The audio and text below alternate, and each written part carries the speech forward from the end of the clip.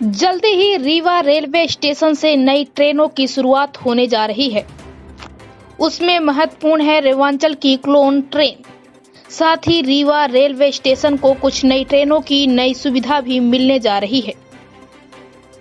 Corona virus संक्रमण से उबरने के बाद रेलवे रीवा में अपना स्वरूप बदलने जा रही है। इसके लिए प्रयास किया है मध्य प्रदेश के विधानसभा अध्यक्ष गिरीश गौतम चाहते हैं कि रीवा में कुछ नई ट्रेनों का विस्तार हो। वह लगातार रेलवे विभाग के वरिष्ठ लोगों के साथ संपर्क में हैं और उन्होंने इसके लिए कई प्रयास भी किए हैं। इसकी जानकारी उन्होंने स्वयं देते हुए बताया, रीवा में रेवांचल की क्लोन ट्रेन चलेगी। रीवा नागपुर रोज चलाने का प्रयास किया जाएगा। रीवा से मुंबई को भी जल्दी जोड़ेंगे। सबसे बड़ी बात, रीवा नई दिल्ली चित्रकूट के रास्ते निजामुद्दीन तक चलाने की उनकी मांग है। उनका कहना है, इलाहाबाद से दिन भर में 46 ट्रेन दिल्ली के लिए जाती हैं। चित्रकूट बांदा होकर चलने से रीवा चित्रकूट से जुड़ जाएगा। आइए आपको सुनाते हैं विधानसभा अध्यक्ष ने पत्रकारों को क्या कुछ कहा। इंडिया रिपब्लिक न्यूज के लिए शैलेंद्र तिवारी की खास रिपोर्ट। रेवांचल एक्सप्रेस को दोनों तरफ से LHB कोच के साथ चलाया जाए, यही मान लिया उन्होंने। भोपाल हबी स्टेशन पर बैटरी चालित वाहन चलाया जाए जिससे यात्रीगण ट्रेन तक सुविधापूर्ण पहुंच सके।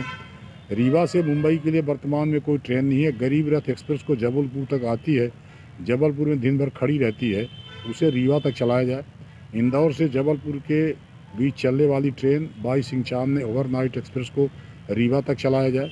रीवा से आनंद विहार नई दिल्ली जाने वाली ट्रेन इलाहाबाद होकर जाती है, जबकि उसी समय इलाहाबाद से 3 अन्य ट्रेनें दिल्ली के लिए हैं। इसलिए इस ट्रेन को बांदा, झांसी, ग्वालियर होकर गुजरात हजरत निजामुद्दीन तक चलाया जाए। अब इसमें उनका जो जवाब आया था, बड़ा मज़ेदार जवाब है जो जवाब मेरे पास आया था। और जब बैठक में उन्होंने कहा, उन्होंने बताया कि साहब, इलाहाबाद के लोगों का आपत्ति ये है कि उनके पास जाने की गाड़ियाँ नहीं हैं। दिल्ली जाने के लिए यदि गाड़ी ये कम हो जाएगी तो उनको कम हो जाएगी।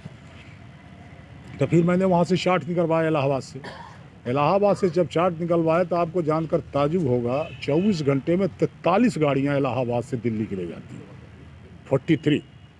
तो जब हमारी बैठक हुई DRM के साथ, हमने कहा इसमें संतोष नहीं है, 43 गाड़ियों में इलाहाबाद को नहीं पूछ रहा पैसेंजर, तो हमारी गाड़ी को छोड़ दो तो हमको 2 फायदा होगा। एक तो हमारा बांदा हमको मिलेगा, ये चित्रकूट मिलेगा, करवी धाम मिलेगा, रीवा से जाने वालों को चित्रकूट सीधा मिलेगा, एक तो हमको ये फ़ायदा हो जाएगा। इसलिए हमारी ये मांग थी, पर अभी उसको स्वीकार उन्होंने नहीं किया है। अब इसके बाद मैं फिर बैठक करने वाला था कि बैठक करके और वहाँ आवश्यकता होगी तो वो करेंगे। ये क्लोन वाला था ही कि भोपाल का क्लोन चलाया जाए, उसको उन्होंने अभी तत्काल, उनका ये उसमें भी ये कहना था कि चूँकि हम स्पेशल जब अवसर आता है उसका भी परीक्षण कराया था, तो जितने आधार का हमको पैसेंजर चाहिए वो पैसेंजर नहीं बन रहा है, उनका जवाब ये था। फिर भी उसको दबाव बनाने पर, सब लोगों के कहने पर, सब ने मांग की, उसके आधार पर एक ट्रेन उन्होंने अलॉट की है। अभी साप्ताहिक है, आगे चल करके आप सबका सहयोग हो तो निश्चित तौर पर उसको कुछ न कुछ ऐसा किया जाएगा कि उसको भी रेगुलर कर दिया जाए और बाई जबलपुर कर दिया जाएगा उसको। रीवा से नागपुर जाने वाली ट्रेन वर्तमान में सप्ताह में 3 दिन ही चलती, जिसे प्रतिदिन किया जाए और बाया इटारसी के बजाय तो वो कर ही दिया। इटारसी के बजाय जबलपुर से नागपुर के लिए डाली गई लाइन से चलाया जाए तो ये कर दिया, एतवारी वाली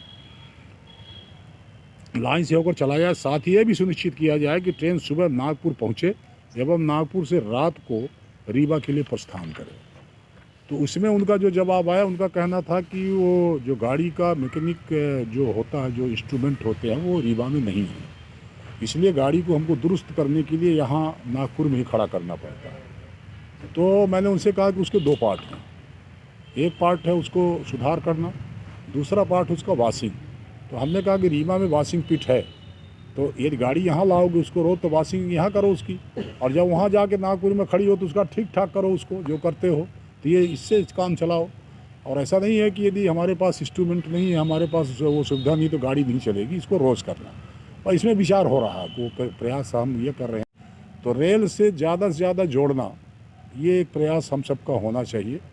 और आपसे भी आग्रह मैं करना चाहता हूँ कि लगातार इस बात को लगातार लिखना, लगातार बोलना, लगातार प्रदर्शित करना, इलेक्ट्रॉनिक मीडिया हो, प्रिंट मीडिया हो, क्योंकि ये धीरे धीरे करके जब हम लोग कहीं बोलते हैं तो बोलने के बाद, जैसे हमने एक पत्र दिखाया अब एक पत्र हमने दिखा दिया, और हमारे पास यदि सैकड़ों कतरने हों अखबारों की, आपकी वीडियो क्लिप्स हों, तो जब हम रेल मंत्री के साथ बैठे हैं या बड़े अधिकारी, तो ये बताएं कि देखो ये रीवा की डिमांड इस तरह की है कि 100 बार लगातार अखबारों में सालों 2 सालों के भीतर निकला है, इसलिए आपके योगदान की बड़ी आवश्यकता है।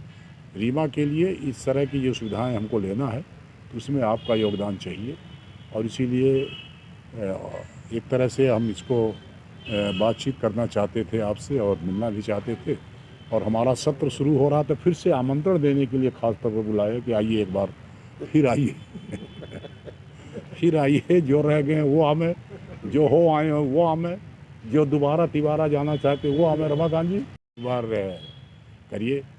दूसरा, रीवा ठीक से दिखाई पड़े।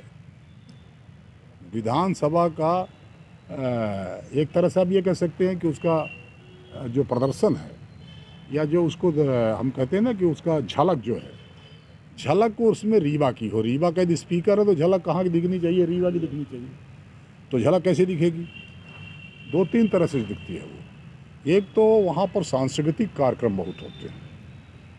सांस्कृतिक कार्यक्रम में आप देखते हैं कई बार जहाँ के लोग होते हैं वहीं के ज़्यादा करने का प्रयास करते हैं। इसलिए मैं प्रयास कर रहा हूँ कि हमारे जो बिंद की जो सांस्कृतिक धरोहर उसका प्रदर्शन वहाँ ज़्यादा से ज़्यादा हो।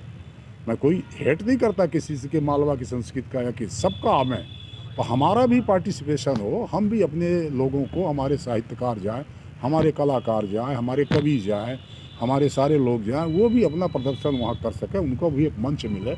ये मेरा प्रयास है उसमें। तो इसमें भी चाहिए। हमारे यहाँ पत्रकारों की दीर्घा बनती, हम चाहते हैं कि हमारे रीवा के भी पत्रकार जाएँ उसमें शामिल हों। अभी तक हमारे रीवा के कभी रहे होंगे का हम जानते नहीं, पर उसके बाद तो अवसर ही नहीं आया हमारे रीवा के लोगों का। वो भी अवसर मिलना चाहिए है। हाँ, वही वो दीर्घा बनती है, तमाम सदस्य बनते हैं, वो करने का प्रयास कर रहा हूँ।